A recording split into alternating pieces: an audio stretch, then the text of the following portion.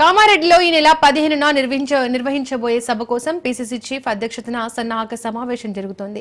సభాస్థలిని మంత్రులు కొండ, పొన్నం, సీతక్క, పొంగులేటి, వాకిటి శ్రీహరి పరిశీలించారు. ప్రస్తుతం సమావేశంలో పీసీసీ చీఫ్ మహేష్ కుమార్ గౌడ్ మాట్లాడుతున్నారు. లైవ్ లో చూద్దాం. మా శ్రీనివాస్ రెడ్డి గారు చెప్పినట్టుగా 2 లక్షల మందితో రాష్ట్రంలోని నాయకులు కాదు కేంద్రం కూడా దిగొచ్చి కన్విప్పు కలిగే విధంగా మీటింగ్ జరగబోతా ఉంది. పౌరుషం ఉన్న ప్రతి కాంగ్రెస్ కార్యకర్త వందల మంది తరలి వస్తారు. కామారెడ్డి జన సంద్రోహం అవుతుంది, కేంద్రము చూస్తుంది, రాష్ట్ర నాయకత్వము చూస్తుంది. ఆ దశగానే ఈ ప్రయత్నం చేస్తూ ఉన్నాం. మాకు తట్టిన ఆలోచన కాదిది. బస్సులో వస్తుంటే ముఖ్యమంత్రి రేవంత్ రెడ్డి గారు తట్టిన ఆలోచన.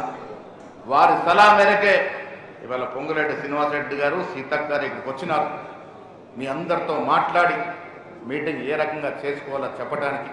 వారితో పాటు మా మిత్రులు ప్రభాకర్ గారు, సురేఖ్ గారు, శ్రీహరి గారు, శాసనసభ్యులు, శాసనమండలి సభ్యులు, చైర్మన్లు అందరు ఏకమై ఎందుకు వచ్చినారు? ఇక్కడ కనువిప్పు కలిగే విధంగా మీటింగ్ ఉండాలి. మోడీ, అమిత్ షా ఆరా తీయాలి.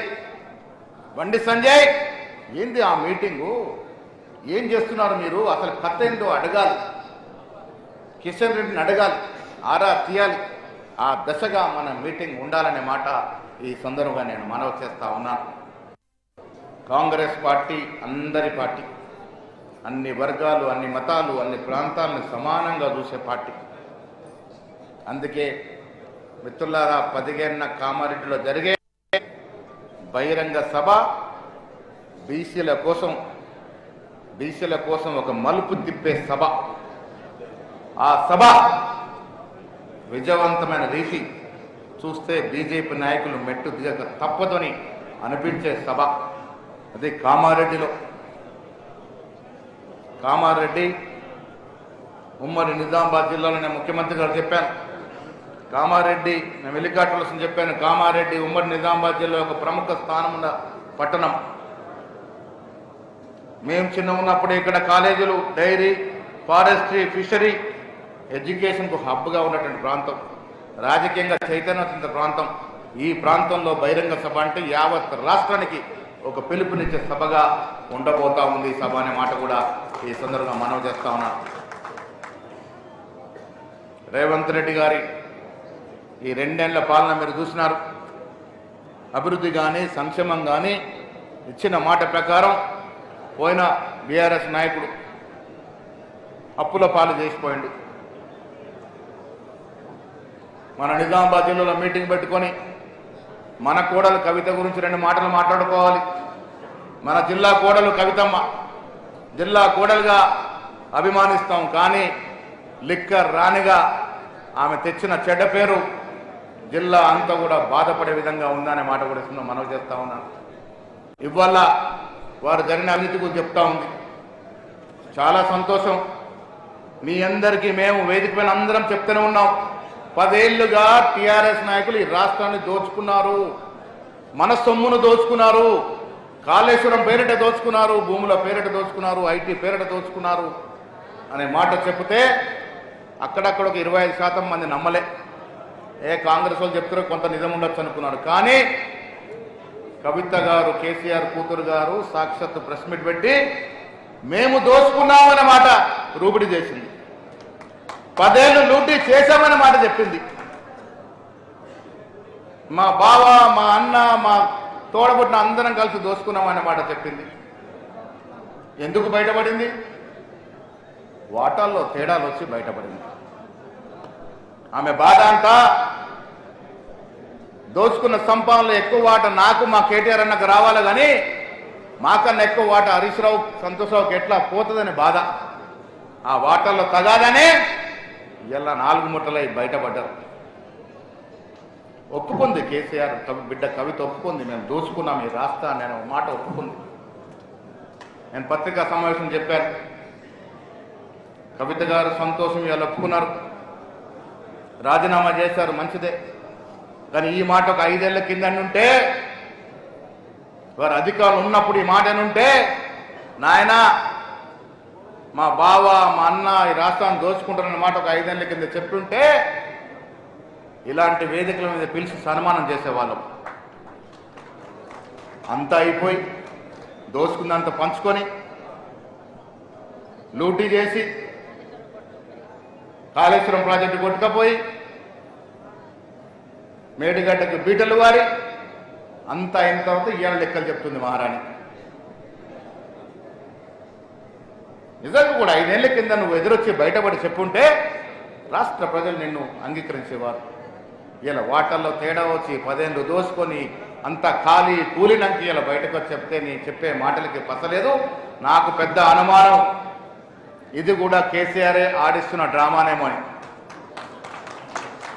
ఆ పొంగిరెడ్డి సీనన్న చెప్తా ఉండే కాళేశ్వరం మీద ప్రజలు 90% ఇలా అవినీతి జరిగి నమ్ముతున్నటువంటి వేళ ఆ పరిస్థితి నుంచి ప్రజల దృష్టి మళ్లించడానికి కుటుంబంలో తగాద పెట్టుకొని నటిస్తున్నారేమో నాకు ఇప్పటికీ అనుమానమే. ఇంకేదో రోజున కవిత అయిపోయింది రా అంటే ఈమె బోధ ఆయనకి పోదా, హరీష్ రావు మరదల ఏదో అయిపోయింది రా జాయిన్గా అంటే పోదా, బయట ఉంటుందా పోకుండా. కుటుంబం అంతా దొంగలే, దొంగల మూట రాష్ట్ర.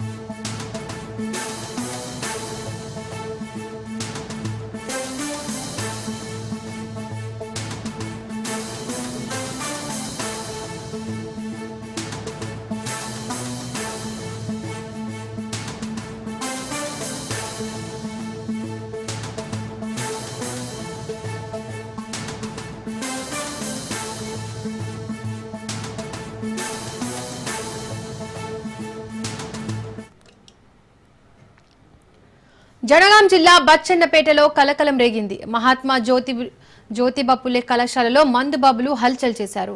బీర్ బాటిల్తో కాలేజ్లోకి ప్రవేశించాడు మందుబాబు. దీంతో విద్యార్థినులు భయాందోళనకు గురయ్యారు. విషయం తెలుసుకున్న తల్లిదండ్రులు కాలేజ్ ముందు ఆందోళనకు దిగారు. అధికారుల నిర్లక్ష్యంపై పేరెంట్స్ ఆగ్రహం వ్యక్తం చేస్తున్నారు.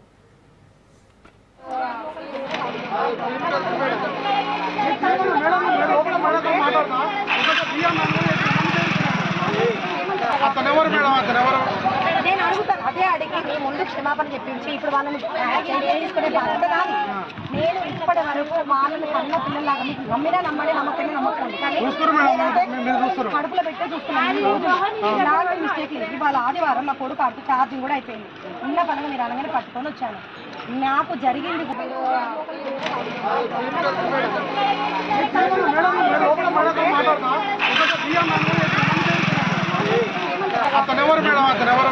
నేను అడుగుతాను, అదే అడిగి మీ ముందు క్షమాపణ చెప్పించి ఇప్పుడు వాళ్ళని తీసుకునే బాధ్యత నాది. నేను ఇప్పటి వరకు వాళ్ళని కన్న పిల్లలాగా మీకు నమ్మినా నమ్మడే నమ్మకమే నమ్మకండి, కానీ కడుపులో పెట్టే చూస్తున్నాను. నాకు మిస్టేక్ లేదు. ఇవాళ ఆదివారం నా కొడుకు ఆడుతూ ఛార్జింగ్ కూడా అయిపోయింది. ఉన్న పనులు మీరు అనగానే పట్టుకొని వచ్చాను. నాకు జరిగింది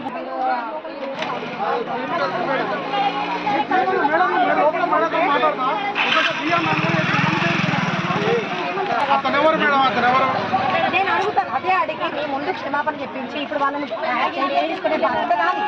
నేను ఇప్పటి వరకు వాళ్ళని కన్న పిల్లలాగా మీకు నమ్మినా నమ్మడే నమ్మకమే నమ్మకండి, కానీ కడుపులో పెట్టే చూస్తున్నాను.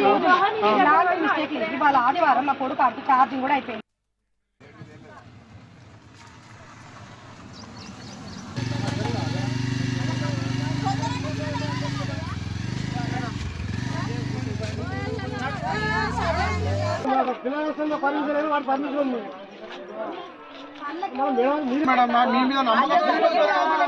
నాకు కూడా పిల్లలే సార్.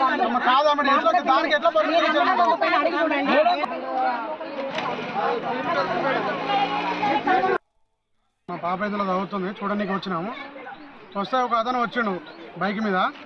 ఆ బైక్ నిండా 3 బ్యాగుల సీసాలు ఉన్నాయి. అతను జోబులో కోటర్ ఉన్నది. ఇది మరి ఆ లేడీస్ హాస్టల్లో ఇది ఏంటో అర్థం కాక మీకు కాల్ చేయడం జరిగింది. మా పాప ఇదిలో చదువుతుంది, చూడడానికి వచ్చినాము. వస్తే ఒక అతను వచ్చిండు బైక్ మీద. జనగామ జిల్లా బచ్చన్నపేటలో మందుబాబులు మహాత్మా జ్యోతిబా పులే కళాశాలలో హల్చల్ చేశారు. దీనికి సంబంధించి మోర్ డీటెయిల్స్ మా ప్రతినిధి చంద్రశేఖర్ అందిస్తారు. చంద్రశేఖర్, ఈ ఘటనకు సంబంధించి యాజమాన్యం ఏం చెప్తుంది? దీపిక, మన జనగామ జిల్లా బచ్చన్నపేటలోని మహాత్మా గాంధీ జ్యోతిరావు పూలే వెనుకబడిన తరగతుల సంక్షేమ గురుకుల పాఠశాల మరియు కళాశాల మహిళలకు చెందిన హాస్టల్లో కొంతమంది దాంట్లో పనిచేస్తున్న సిబ్బంది ఈరోజు ఆదివారం కావడంతో కొంత మద్యం బాటిలతోని లోపలికి వెళ్ళడం గమనించిన పేరెంట్స్ ఎవరైతే ఉంటారో విద్యార్థినుల తల్లిదండ్రులు ఒక్కసారిగా మగ వ్యక్తులు మద్యం బాటిల్లను తీసుకొని హాస్టల్కి వెళ్తుండటం చూసి విస్తుపోయారు.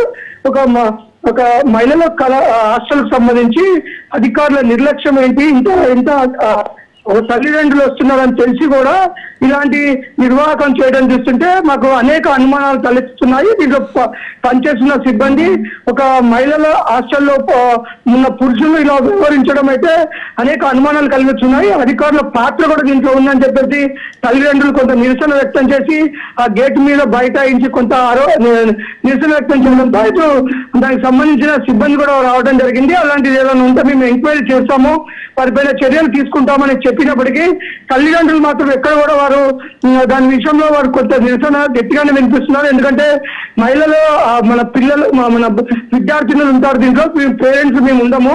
ఇప్పుడు అనేక హాస్టల్లో నిత్యం ఏదో ఒక సంఘటన వెలుగులోకి వస్తుంది. ఒక మహిళల హాస్టల్స్ ఎంతవరకు భద్రత ఉన్నాయి, ప్రభుత్వ హాస్టల్స్ ఏవైతే ఉన్నాయో మహిళలకు కొంత ఇబ్బందుల పరిస్థితులు తలెత్తుతున్నాయి. ఈ సిబ్బంది నిర్లక్ష్యం ఉంది. దీంట్లో ఉన్న సిబ్బంది పైన కానీ అధికారుల పైన కానీ చట్ట ప్రకారం చర్యలు తీసుకొని వారిపైన విచారణ చేసి కఠినంగా శిక్షించాలి.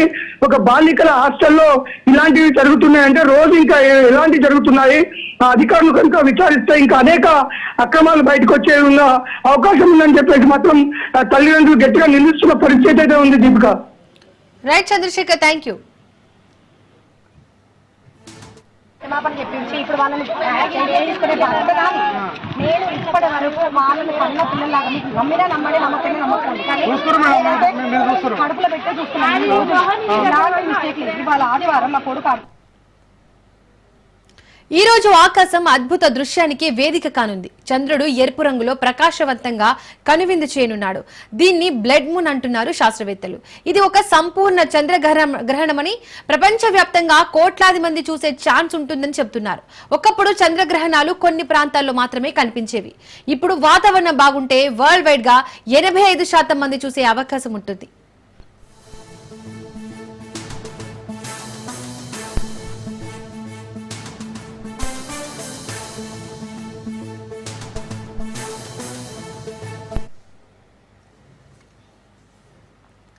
బ్లడ్ మూన్ దాదాపు 82 నిమిషాల పాటు కొనసాగనుంది. భారత కాలమానం ప్రకారం చంద్రగ్రహణం రాత్రి 8 గంటల 58 నిమిషాలకు ప్రారంభమవుతోంది. ఆ తర్వాత రాత్రి 9 గంటల 57 నిమిషాల నుంచి స్పష్టంగా కనిపించనుంది. అలాగే రాత్రి 11 గంటలకు సంపూర్ణ గ్రహణం మొదలవుతోంది. 11 గంటల 41 నిమిషాలకి చంద్రుడు అత్యంత ఎర్రగా మారతాడు. రాత్రి 2 గంటల 25 నిమిషాలకు గ్రహణం పూర్తిగా ముగుస్తుందని సైంటిస్టులు అంటున్నారు.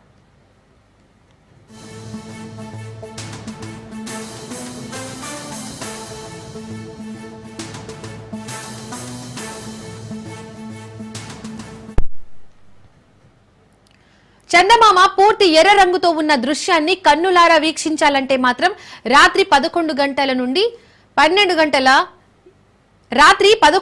12 గంటల 22 నిమిషాల మధ్య సాధ్యమవుతోంది. హైదరాబాద్, ముంబై, ఢిల్లీ, చెన్నై, బెంగళూరు, కోల్కతాతో చంద్రగ్రహణం కనిపించిన కాంతితో, కాలుష్యంతో స్పష్టత ఉండదని, హిమాచల్, లడక్, రాజస్థాన్, గుజరాత్, కూర్గ్ లో మాత్రం స్పష్టంగా కనిపిస్తుందంటున్నారు సైంటిస్టులు. ఎలాంటి ప్రత్యేక కళ్లద్దాలు, టెలిస్కోప్ లేకుండా బ్లడ్ మూన్ ని స్పష్టంగా చూడొచ్చు. మొత్తంగా ఈ బ్లడ్ మూన్ ఖగోళ ప్రియులకు పండగే అని చెప్పొచ్చు.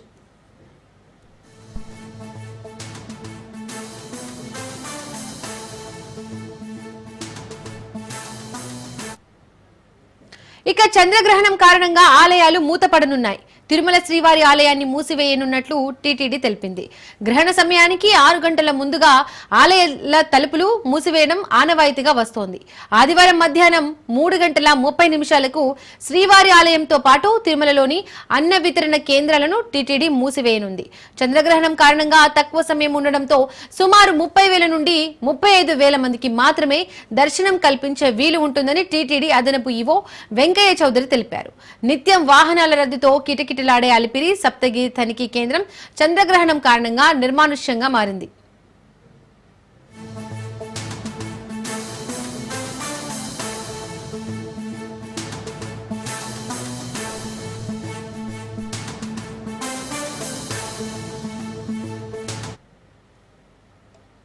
సంపూర్ణ చంద్రగ్రహణం సందర్భంగా యాదగిరిగుట్ట శ్రీ లక్ష్మీ నరసింహస్వామి ఆలయాన్ని ఆదివారం మూసివేశారు. నిత్య కైంకర్యాల అనంతరం మధ్యాహ్నం 12 గంటలకు యాదాద్రి ఆలయాన్ని మూసివేయనున్నట్లు ఆలయ అర్చకులు తెలిపారు. ఈ క్రమంలో మధ్యాహ్నం 12 గంటల నుండి దర్శనాలు నిలిపివేయబడ్డాయి. తిరిగి సోమవారం తెల్లవారుజామున 3:30 ఆలయం తలుపులు తెరుచుకోనున్నాయి. ఆలయాల శుద్ధి సంప్రోక్షణ కార్యక్రమాల అనంతరం దర్శనాలు పునఃప్రారంభం కానున్నాయి.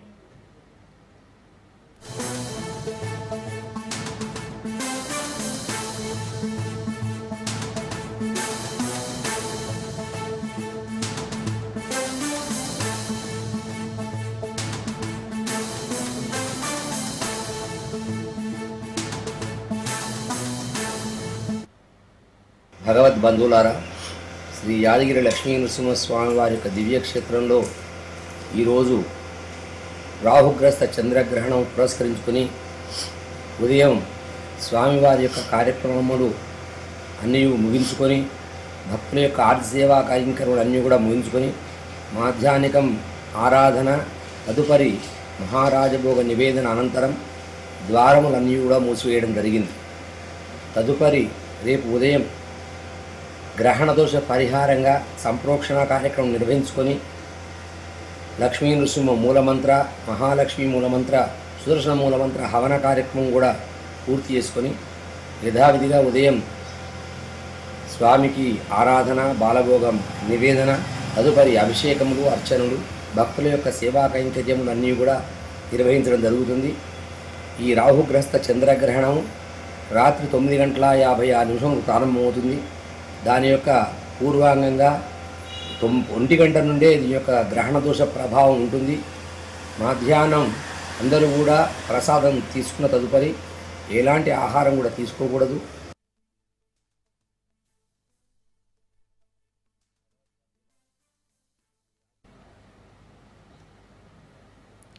సంపూర్ణ చంద్రగ్రహణం సందర్భంగా ప్రసిద్ధ పుణ్యక్షేత్రమైన వేములవాడ శ్రీ రాజరాజేశ్వర స్వామి దేవస్థానాన్ని మహా నివేదన అనంతరం మూసివేశారు. రాత్రి 9:56 ప్రారంభమయ్యే చంద్రగ్రహణం రాత్రి 1:26 వరకు ఉంటుంది. ఈసారి రాహుగ్రస్త చంద్రగ్రహణం ఏర్పడనుంది. దీంతో గ్రహణ వేదన కంటే ముందు ఆలయాన్ని మూసివేస్తారు. సోమవారం తెల్లవారుజామున 3:45 ఆలయ శుద్ధి సంప్రోక్షణ మంగళ వాయిద్యాల అనంతరం సుప్రభాత సేవతో యథావిధిగా ఆలయ కార్యాలు ప్రారంభమవుతాయి. ఉదయం 5 గంటల నుండి భక్తులకు దర్శనం ఉంటుంది.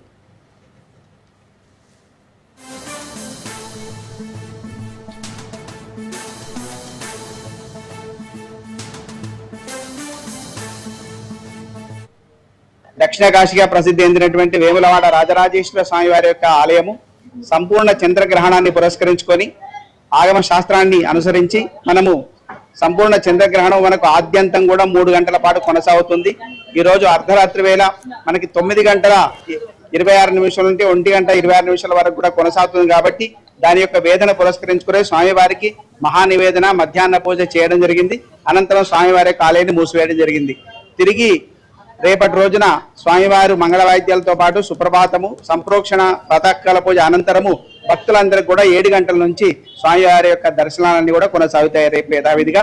అయితే ఈ సంపూర్ణ చంద్రగ్రహణం ఏతుందో మనకు ఈ సంవత్సరము కుంభరాశి వారు అంటే శతభిష నక్షత్ర జాతకులు, అలాగే పూర్వభాద్ర నక్షత్ర జాతకులు కానీ, అలాగే వృషభ రాశి, మిథున రాశి వాళ్ళు ఏవైనా ఆ సమయంలో ఆద్యంత పుణ్యకాలం అత్యంత విలువైనటువంటి సమయం కాబట్టి ఆ సమయంలో జపానుష్ఠానాలు చేసుకోవడము, అలాగే గ్రహణ మోక్ష అనంతరము ఉండేటువంటి శూల సమయం అంటారు, అది 3 యామాల పాటు ఉంటుంది. ఆ సమయంలో మినుములు, అలాగే బియ్యము, నాగరూప ప్రతిమ అలాగే చంద్రుని యొక్క ప్రతిమతో ఎవరైతే దానం చేస్తారో ఆ రాశి సంబంధించినటువంటి వాళ్ళకి ఏతుందో ఆ దోషం కూడా తొలగిపోతుంది, సంపూర్ణమైనటువంటి శుభం చేకూరుతుంది అందరికీ. సంపూర్ణ చంద్రగ్రహణం మనందరికీ తెలుసు. శ్రీ రాజరాజేశ్వర స్వామివారి దేవస్థానం వేములవాడ సిరిసిల్ల జిల్లాలో వెలిసినటువంటి రాజరాజేశ్వర స్వామివారి ఆలయం కూడా మనం అందరం కలిసి అర్చకుల సమక్షంలో పెద్దవారందరి సమక్షంలో భక్తులకు ముందుగానే తెలియజేసి ఈరోజు మూసివేయడం జరిగింది. ఈ రోజు మనకు చంద్రగ్రహణం పూర్తిగా మనకు రాత్రి 9:56 నుంచి 1:26 వరకు సంపూర్ణ చంద్రగ్రహణం జరుగుతుంది. కాబట్టి మనం దేశవ్యాప్తంగా మూస్తున్నారు. మన దేవాలయాన్ని కూడా మనం మన విధి విధానాలతో మూసివేయడం జరిగింది. అయితే ఉదయాన్నే భక్తులకు సౌకర్యం మనం ఎప్పటి నుంచి కల్పిస్తామంటే ముందు సంప్రోక్షణ చేసి తర్వాత సుప్రభాత సేవ, ఆ తర్వాత ప్రాతకాల పూజ, ఆ తర్వాత భక్తులందరికీ 7 గంటల నుంచి దర్శన భాగ్యం కలిగించడం జరుగుతుంది. దీనికి సంబంధించిన విషయాన్ని ముందుగానే మనం మీడియా ద్వారా అందరి ద్వారా కూడా తెలియజేయడం జరిగింది. భక్తులందరూ కూడా స్వామివారిని ఉదయాన్నే 7 గంటల నుంచి దర్శించుకోవాల్సిందిగా కోరుతూ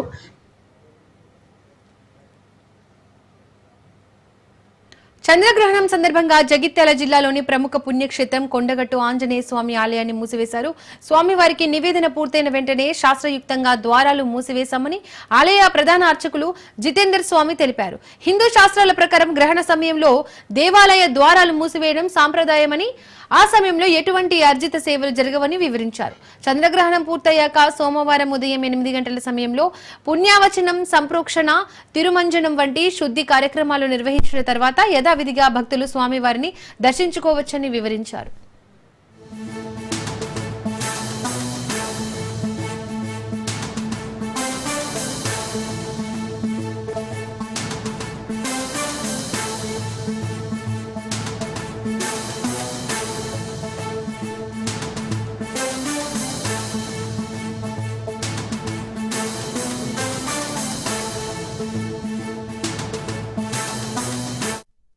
సందర్భంగా దేవాలయము 12:30కు కవాట బంధనం చేయడం జరిగింది. తర్వాత రేపు ఉదయం తిరుమంజనం తర్వాత స్వామివారికి దర్శనం ఉంటుంది. తిరుమంజనం తర్వాత ఇక్కడ స్వామివారి ఆలయంలో ఉప ఆలయాల్లో కూడా ఇక్కడ శుద్ధి పుణ్యావచనం చేసిన తర్వాత నివేదన తర్వాత స్వామివారికి చేయవలసిన కైంకర్యాలన్నీ కూడా యథావిధిగా అవుతాయి. రేపు 8-9 మధ్యన అవకాశాన్ని బట్టి తొందరగా మేము ఓపెన్ చేసే ప్రయత్నం చేస్తున్నాం. కాబట్టి భక్తులందరూ కూడా గమనించగలరని ప్రార్థన. చంద్రగ్రహణ సందర్భంగా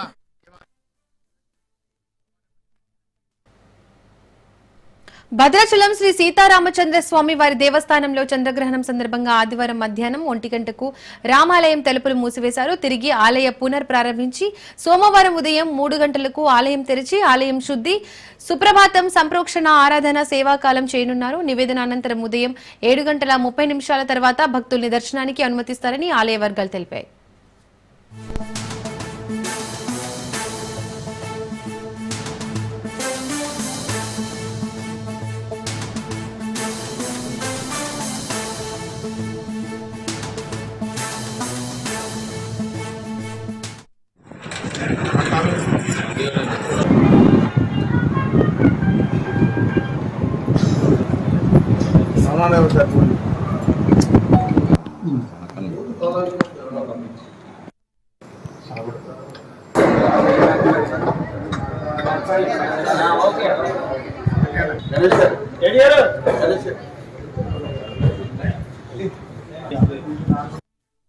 ఈరోజు చంద్రగ్రహణం.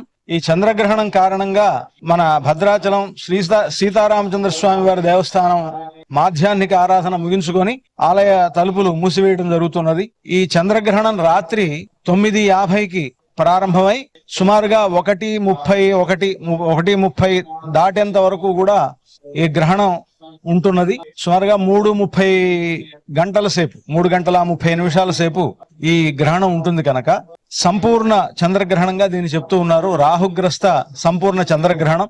ఈ గ్రహణానికి ముందుగా ఒక 8 గంటల ముందు నుండి మనం ఆహారం తీసుకోవడం మానేయాలి అనేటువంటిది మనకు శాస్త్రం చెప్తున్నది. అందుకనే అంటే మన నియమాలనే వర్తింపజేస్తూ ఆలయాన్ని మూసివేయడం కానివ్వండి, తిరిగి ఆలయ శుద్ధి ఇవన్నీ కూడా చేయడం అనేటువంటిది జరుగుతున్నది. దాంట్లో భాగంగా ఈరోజు మధ్యాహ్నం ఆరాధన చేసిన తర్వాత స్వామివారి ఆలయం తలుపులు మూసివేయడం జరుగుతున్నది. తిరిగి రేపు ఉదయం 3 గంటలకు సుప్రభాతంతో మనకు కార్యక్రమాలు ప్రారంభమవుతాయి. అప్పుడు తలుపు తెరిచి సుప్రభాతాన్ని నిర్వహించి ఆలయ శుద్ధి, సంప్రోక్షణ కార్యక్రమాలని నిర్వహించుకొని స్వామివారికి ఆరాధన జరిపి అలంకారం అంతా కూడా అయిన తర్వాత 7:30 గంటల నుండి భక్తులకి తిరిగి దర్శనాలు రేపు ప్రారంభమవుతాయి. ఈరోజు చంద్రగ్రహణం. కడప జిల్లా ప్రొద్దుటూరులోని శ్రీ ముక్తి రామలింగేశ్వర ఆలయంలో ఘనంగా గోపుర కలశ పునర్ప్రతిష్ఠ చేశారు. దాదాపు 6 నెలల క్రితం ఇక్కడి గోపురంపై ఉన్న కలశం కొన్ని కారణాలతో కింద పడిపోయింది. అయితే ఆలయ సిబ్బంది తిరిగి గోపురంపై కలశాన్ని ఏర్పాటు చేయడంలో తీవ్రమైన నిర్లక్ష్యం వహించారు. ఇది అరిష్టమంటూ వేద పండితుల సలహాలతో రాజ్ న్యూస్ ప్రత్యేక కథనం ప్రసారం చేసింది.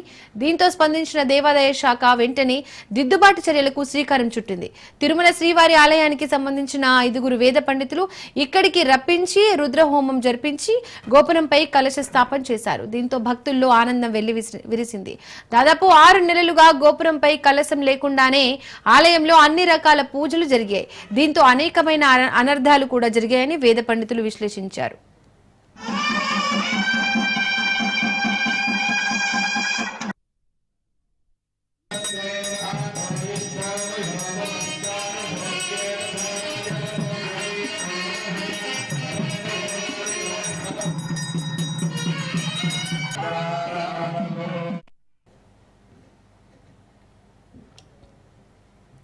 శ్రీరాముడు స్వయంగా ప్రతిష్ఠించిన సైకత లింగం కొలువైన ముక్తి రామలేశ్వర ఆలయం దక్షిణ కాశీగా ప్రఖ్యాతిగాంచింది.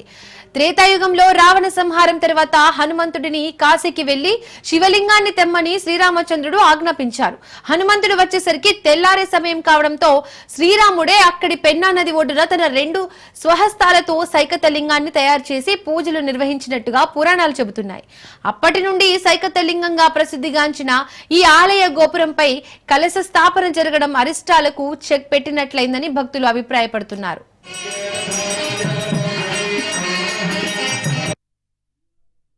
పొద్దుటూరు పట్టణంలో వెలసి ఉన్న రామేశ్వర గ్రామంలో ఉన్న శ్రీ శ్రీ శ్రీ రాజరాజేశ్వరీదేవి సమేత శ్రీ ముక్తిరామేశ్వర దేవస్థానం యందు స్వామివారి గర్భగుడి మీద కలశంను ఈరోజు మరియు పునఃప్రతిష్ఠగా బంగారు పూత వెలిసి ఉన్న కలశ ప్రతిష్టను ఈరోజు వేద అర్చకుల మంత్రోచ్చలతో దేవాదాయ ఆధ్వర్యంలో పాలకమండలి చైర్మన్ సభ్యుల సమక్షంలో మరి గ్రామ ప్రజల సమక్షంలో అత్యంత వైభవంగా పునఃప్రతిష్ఠ చేయించు.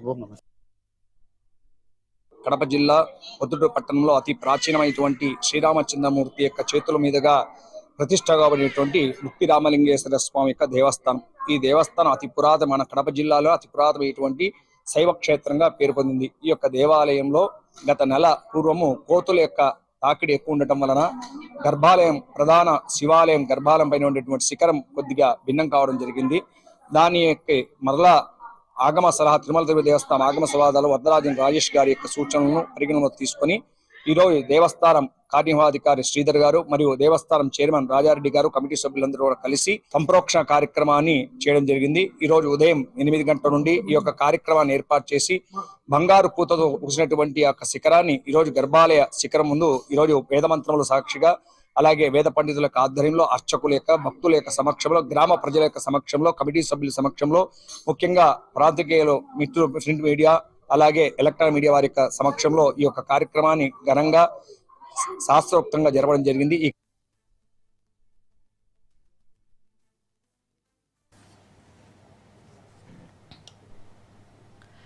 కాంగ్రెస్ పాలనలో గురుకుల విద్యా వ్యవస్థ ధీరస్థితికి చేరడం శోచనీయమని మాజీ మంత్రి హరీష్ రావు అన్నారు.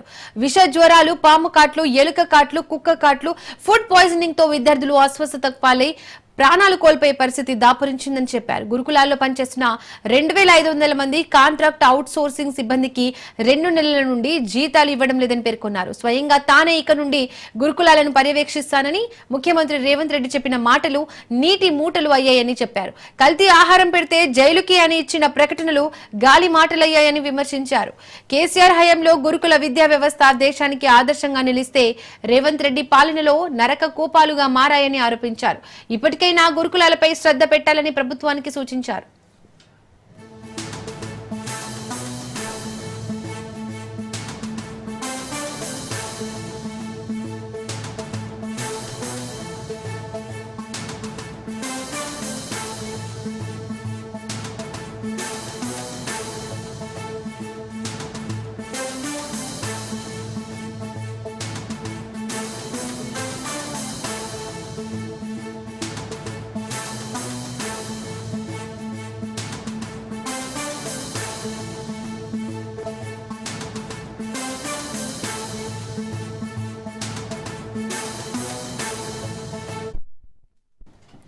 రైట్ ఇక ఇవి bulletin updates keep watching Raj.